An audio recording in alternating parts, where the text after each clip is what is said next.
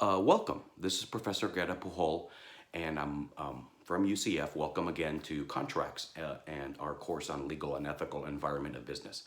I wanted to say one more thing about the Winklevoss twins and their agreement with Mark Zuckerberg as depicted in the movie The Social Network. And that is, we've seen thus far that it's debatable whether the Winklevoss twins can show that they have all four elements, especially consideration. That's going to be a tough one. But I will tell you there's a doctrine, and it's just to show you how complex law is and how it's very hard to predict the outcome of a case and why the Winklevoss twins might still win on their breach of contract case. And that is this. There's the doctrine of promissory estoppel.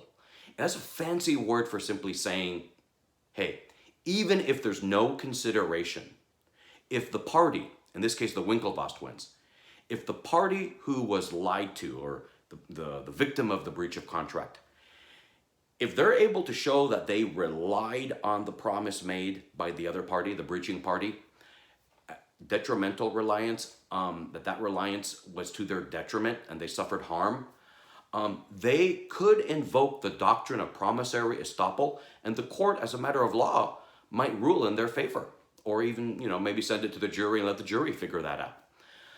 And so that's what makes the case between the Winklevoss twins and Mark Zuckerberg on the breach of contract claim a really, really close one. Because on the one hand, you could argue there's no consideration being given by the Winklevoss twins to Zuckerberg. Just saying that, hey, we could all make money, it's not definite enough. You have to say, look, Zuck, here's $100, work on our website. Or look, Zuck, we'll be co-partners, we'll each have an equal ownership interest in the new business. Something specific and definite, something of value. The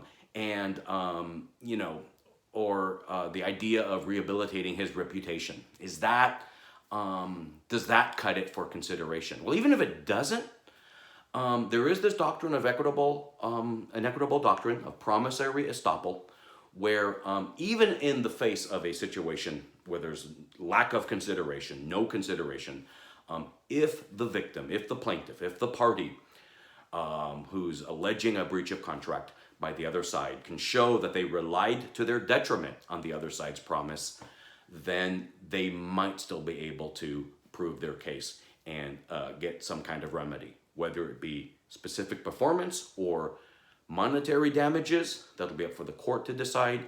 Usually it'll be monetary damages in the case of breach of contract. All right, we'll talk about fraud in the next video.